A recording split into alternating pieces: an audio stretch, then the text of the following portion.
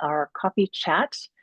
I'm Aiko Schaefer. I'm the Executive Director of Just Solutions, and I'm excited to have with me today Rahwa Ghirmatzion, who's a Senior Fellow here at Just Solutions and the former Executive Director of Push Buffalo, an important partner organization of ours and a leader in the work that they're doing to build resilient, healthy, and strong neighborhoods. So, Rahwa, good to see you. Happy New Year.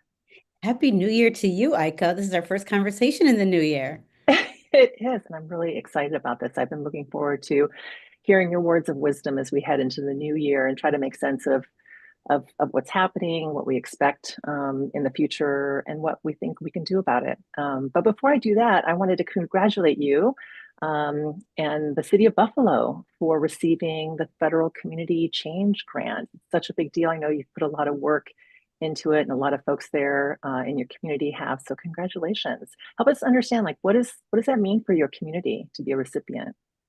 Well, thank you so much, Aiko. First of all, I'm just so overjoyed because what created that opportunity is being a senior fellow here at Just Solutions, where you've given me the space to get back into my creative juices and the time to be able to actually apply for such a huge grant like this, and that this has been my primary project over the course of the year. So thank you actually for allowing me to make it Our happen. pleasure. Yeah, what this means for our community is it's a $20 million grant that will allow Buffalo residents, the most vulnerable neighborhoods in Buffalo, to be better prepared to weather another superstorm like we experienced, like the blizzard of 22, in which a minimum of 47 members of our community died directly tied to that cycle. They called it a cyclone superstorm or the bomb cyclone. And we know that indirectly, many more of our community members died, unfortunately, because we lost 311 for 3 days. And for a city that is actually known nationally for being the land of snow, and we know what to do with it, it came quite as a shock that this really unique storm was able to completely expose all of the weaknesses within emergency preparedness in Erie County and the city of Buffalo. And so this $20 million is going to allow us to actually go right into the neighborhoods and train everyday people to get data on households that we currently do not have, to be able to give them, train them on how to build their own community Wi-Fi. We will be able to address many of the disinvested in homes by doing indoor household pollution remediation, getting them to weatherization, and also providing them with some funding for electrification so that they can either get community solar and or rooftop solar right in their homes. We will also be able to give the 150 neighborhoods different equipment such as a snowmobile if that's what they needed to be able to get folks help while a storm like that happened, snow blowers, snow plows, things like solar powered generators. But additionally, we will be able to actually train our community residents in organizing, in community health work, and restorative justice so that they get to work with their individual communities and ask them what it is that they want, what it is that they need, and including what are some job opportunities and other ways that they can begin to build community wealth and resilience right in their community. So that's what we aim to do in 3 years. It's quite ambitious, but also incredibly exciting to be proactive in what we know is going to be ongoing climate disruptions as a result of climate change. Wow. Well, congratulations again. It's just such an example of community-based solutions, a lot of what we talk about here at Just Solutions. And as always, you're such an inspiration, Rawa, and just excited to see how that all unfolds and how you're able to continue your work in Buffalo and nationally to bring these types of ideas to community. So thank you for sharing that work. Well, And another hopefully thing I we'll want hear to more. add is, yeah, you will definitely know, and hopefully anyone who's listening will be able to access information on the Just Solutions website because Just Solutions is going to be a partner and be able to do the annual case studies, which we hope will turn into best practices that other communities that are similar to ours can adopt or adapt some of the implementation strategies that we put forward. That's great. Well, it was so nice to get that good news at the end of 2024.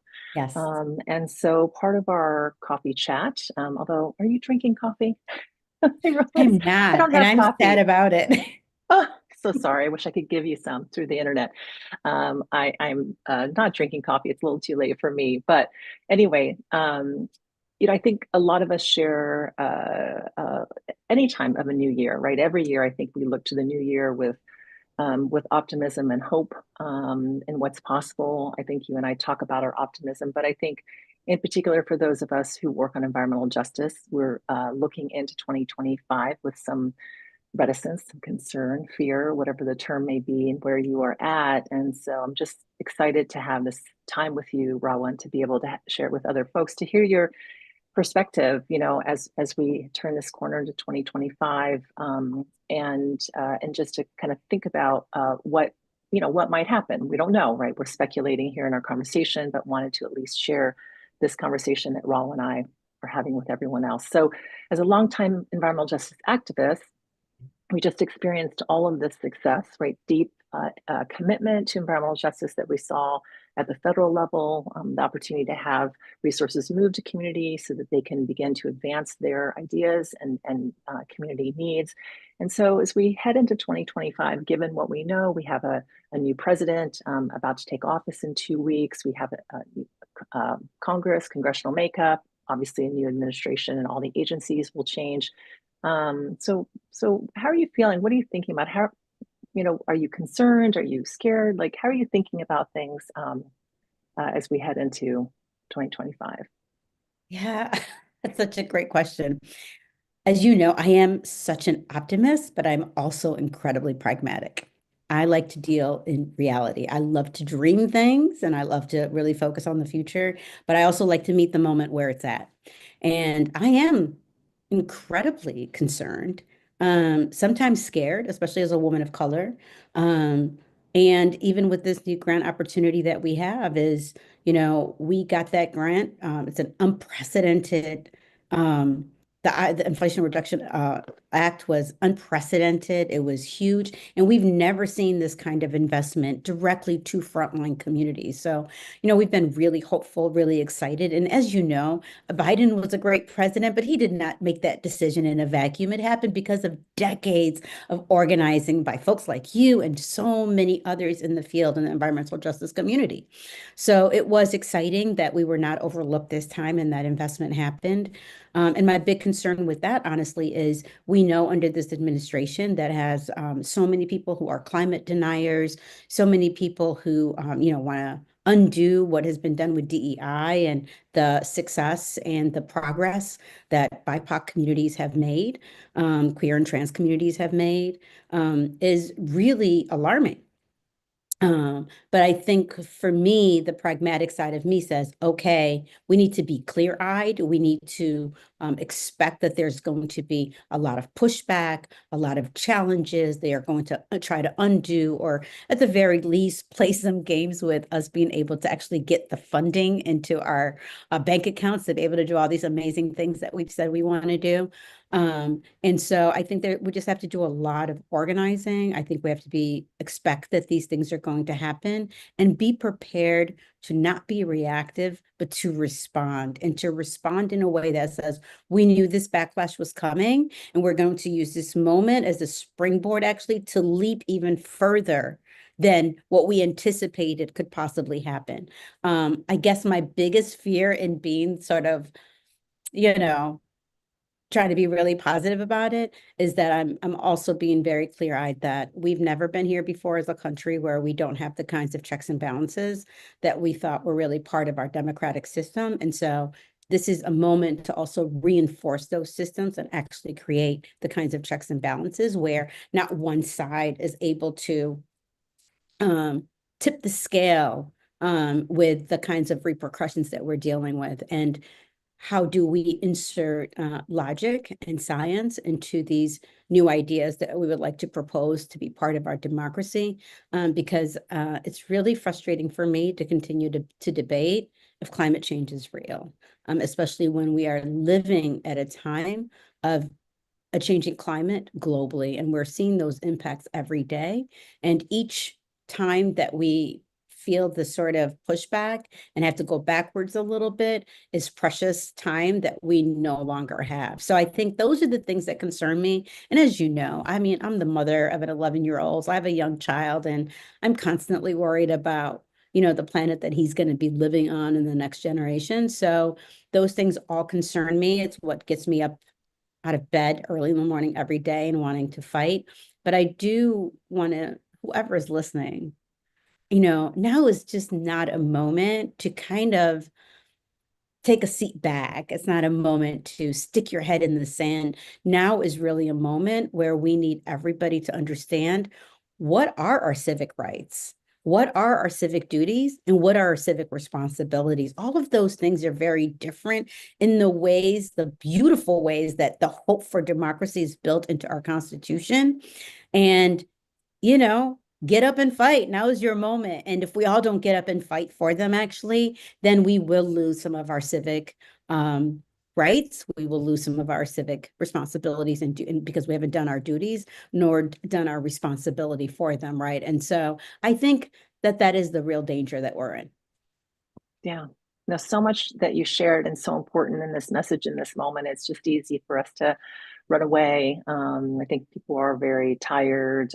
People are very concerned. It's definitely overwhelming. But I think, as you said, it's important time and opportunity for us to dig in, for us to really stand up tall and to be able to come together and to be able to stand for the things that we believe in. And so, one of the things I wanted to ask you about, as well as, you know, you talk about this community change grant, which I think, again, is so inspiring, but it'll give you an opportunity to really be in community, to talk about solutions, to be able to have the resources to advance solutions. And again, this is government funding. These are our tax dollars at work to ensure that communities are able to withstand climate disasters, which we're going to see more of. We already are seeing more of. But I also wanted you to share, you talked a little bit about a vacation that you just took, which both have this ability in the self-care and the respite that I think is so important, but also the inspiration that continues to buoy you as you head into this coming year. So it would be great as an example of maybe something that people can do in that balance of self-care and action at the same time.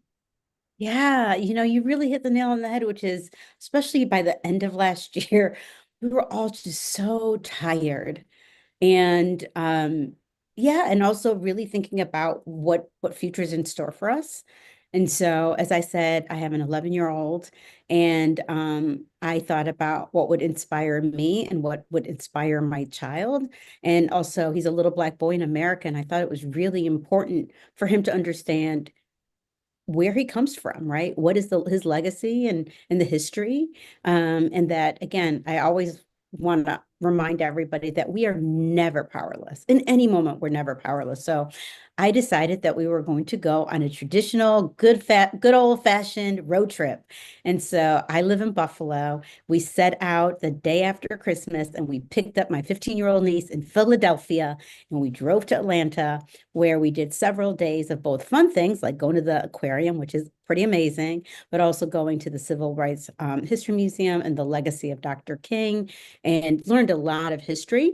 And then from there, we went on to Montgomery and Selma, and we walked the Edmund Pettus Bridge, and we talked to a lot of people that actually were there as children. We had a 6-year-old, Mr. Terry Chestnut, gave us a beautiful tour and let us know what he did, as how scared he was as a 6-year-old when all of those things were happening, and what his father, who was involved in the civil rights movement, would call Dr. King. He was a lawyer. And then we went on to also the Civil Rights History Museum, which I was in shock what a beautiful job they did in Birmingham. This is a city where everywhere you go, the buildings were built by Black people, and the legacy of slavery, some of the worst conditions that were experienced once legal slavery, the transatlantic slavery had ended, but domestic slavery had continued. And they did a beautiful job. And what I loved about it was it took you from slavery all the way to where we are today, which is a different form of slavery, mass incarceration. And we went to the lynching museum, which was somewhat difficult to see, but necessary. But in all of that, we came away with is that we can always do something. And this country has been on the brink several times over, where we have, gone through dark periods of, 40, 50 years where, certain people were mistreated, white supremacy was in control, and that looked like what it looks like in our justice system, what it looks like in, just social systems and cultures and what happened. And what people like, when we learn about Dr. King and the protests like at the countertops, they were prepared, they were trained for this, right? And so also amazing, incredible rights were able to happen, such as the 14th Amendment and so on and so forth. So I think that in this moment, I wanted my children to understand where they come from, the power that we've had, but also to share with them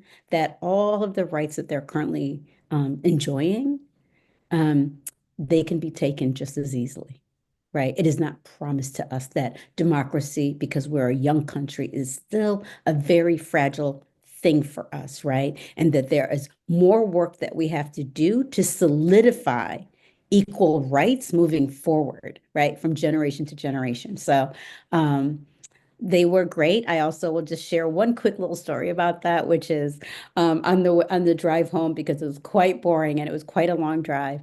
I stopped at a gas station and bought a bunch of lottery tickets, scratch offs, and I got to test them on what they learned. And so for whenever they got one, they got to, scratch off, and they actually won some money. They were like, "Oh, mom, are you like, basically condoning underage, Right.